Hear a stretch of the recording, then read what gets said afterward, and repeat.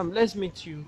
Who are you? And we're actually aware that you and some other ladies went for a walk today, which was online, live, actually from your world.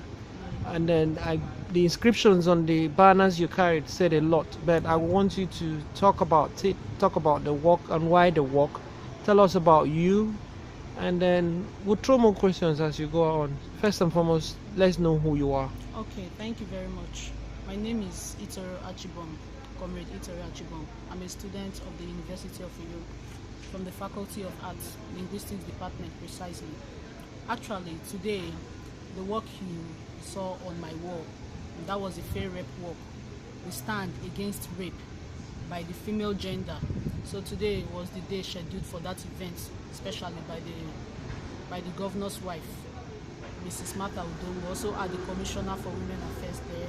We had the Deputy Governor. They were all there. We walked all the way from Abak Road to Governor's office.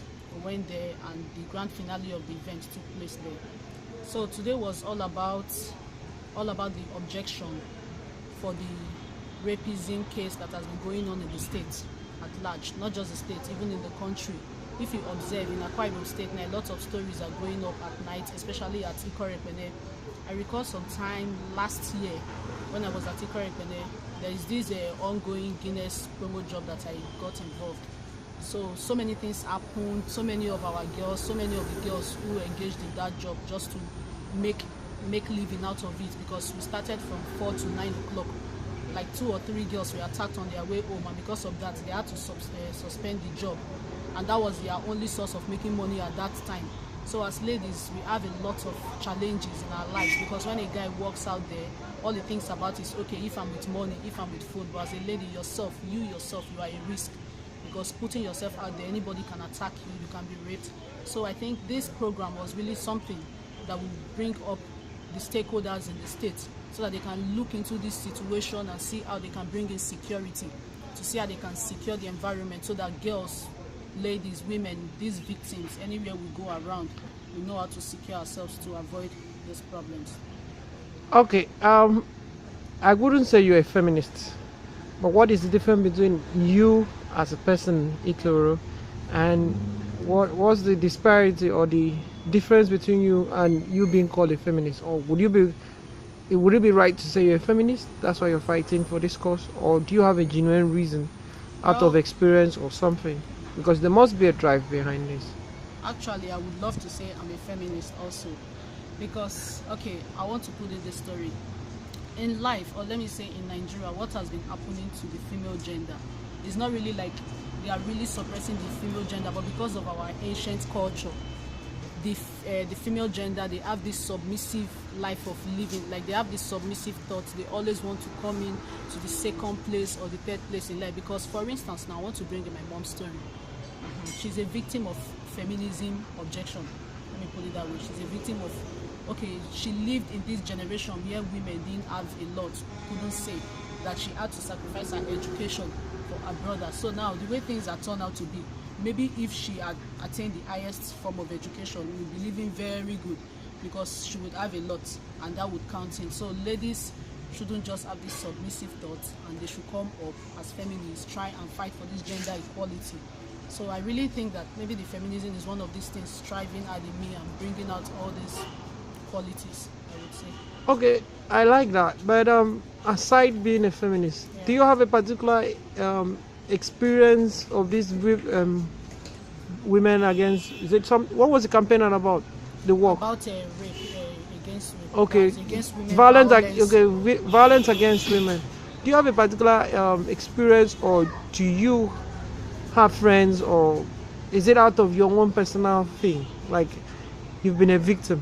Are you a victim of female violence?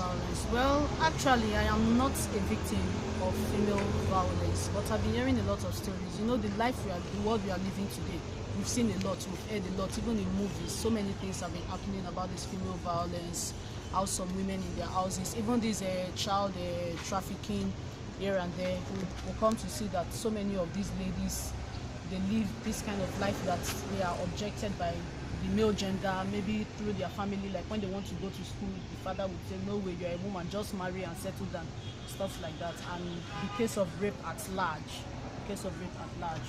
so it's not necessarily that I'm a victim, but I know some other people. Okay, do you have a typical experience? Because this sounds to some of us very strange. Yeah, accepted it's going on, but do you have a particular experience you would like to share that actually involved either your friend or someone close by? Okay, there is one of my friends who lived along my street.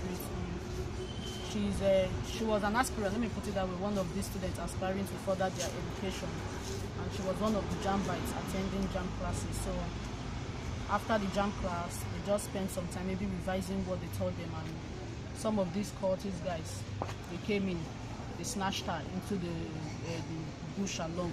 You know, it was a kind of setup, so she was raped. She was a victim, and when she came back, she was so sad that she even had to stay back from the whole JAM training just because of that. You know, one experience is something that can always give you this bad self-esteem. I wouldn't say low, because when something happens to you, something like this rape case here and there, you don't know how it affects your future, how it affects, let me say, even your sexual anxiety, let me put it that way. Because I've had cases whereby girls who were raped maybe once or twice, or maybe they lost their virginity through being raped. It has affected them in their sexual ways, how they behave and other things, and maybe it makes them a little bit wild when it comes to those aspects. Okay, so what would be your last word for everyone? What would be your last parting word? My last word will really be dedicated to the ladies out there, especially the Nigerian students, because from the look of things today, they were not really out in mass number. You know, I expected something of this nature will have a large crowd from the Nigerian students, from all the students in all the universities. Well, don't you think it's the strike? Could also be a reason. Well, I would say it's a strike, but I know so many of them who did not come out, so I wouldn't want to say it's still the strike. And you don't think it's the same issue that people might probably think they were victims? That stigmatization thing, or stigmatization might be the reason why they didn't want to come out. Don't you think so? I don't think so. What I would say is that our youth, that's especially the female gender, they have this mindset that if money does not come out of anything, they won't want to get it. So maybe most of them are like, start trekking all the way from year to year, and they just stayed back. But I know maybe they have interest in the case anyway. So okay, so what would be your last word? My last word would be that all ladies should be very careful, although the state has assured us that they are working on it, security here and there, that everybody should be careful, fasten your seatbelts, make sure you don't keep late nights so that you won't be victim of all this case. And if you are a victim, you know the right procedures. Yeah, that reminds me, before you leave, you actually said there were lots of people at the end of the walk. What was being said? Who and who spoke? And what was the word there? Okay. The wife of the governor spoke, Mrs. Martha Udom. Okay. She gave us an assurance that the state, they are really working on this issue. Then one of the motivational speakers we had was one barrister. I can't really recall her name, or maybe she never mentioned her name. She said something to us that any victim or anybody of any rape case we know about, that we should come to the State Secretariat, room 39, whether Ministry of Justice, that we should come down there and file our cases. She said that the cases will be treated free of charge, and nobody would have to pay for it. That once you are a victim, you have any case, any rape case, just come down there. I think those are the important things.